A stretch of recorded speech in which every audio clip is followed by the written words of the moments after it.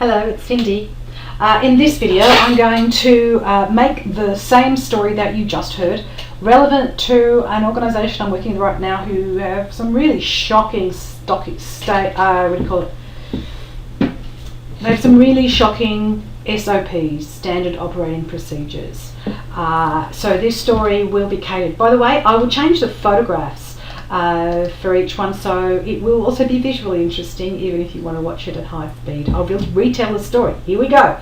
So a couple of years ago, it was my 50th birthday, and I went to this chateau in Ardèche, in the kind of southern middle France, with a number of friends. I actually ran a seminar, but we were there for a number of weeks. We enjoyed the pool. We had constant lunches. We had beautiful dinners. And then one day, my friend Barry was looking out. This is Barry and his girlfriend Julia. He was looking out across the view and saw this. To the bottom left, you see the fire, and there's the planes. And over time, there were 2 planes and 3 planes. I don't have photos, but there were 6 planes in total, essentially dumping water over a bushfire.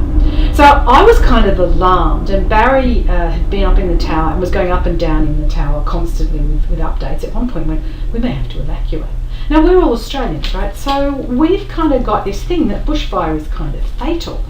But when I looked on the internet and I actually emailed a friend, Franck, who lived in Lyon, and asked them about what do I do, and I went to the neighbours and asked them what they do.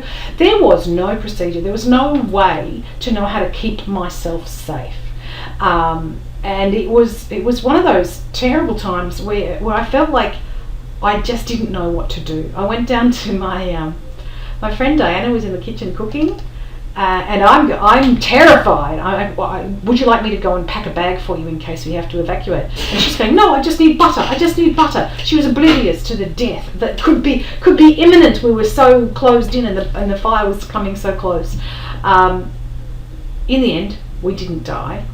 But one of the things that struck me about this story, and the reason I'm telling it to you now, is that what made me safe, what made me feel secure, or what would have made me feel secure, was some kind of procedure, some kind of way of making sure that this 13th century chateau, which obviously had stood for 6 centuries, 7 centuries, wouldn't be my death trap, but would actually allow me to continue to be myself. And that's why we're introducing a series of procedures. There we are, saying goodbye, people saying goodbye as they're leaving, that nobody's burned. That's why it's very important for us, in order to keep ourselves safe, to make sure that the procedures that we do and what we do is safe. We need to make sure that we've got something that will last the test of time over centuries and centuries, and that begins with getting the protocols and the procedures right so that we can make sure tradition continues.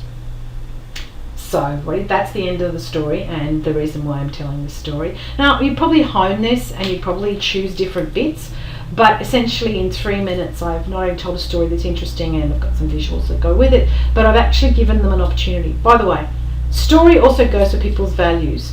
You probably noticed which values I went through in that one, essentially security and safety, which is very important for this particular client. They're a very conservative area. They've been doing the same thing for a very long time. It's a traditional organisation. So by hitting the values in this story, I've given them some stuff. So that's one way to do it. I'm going to do you another one.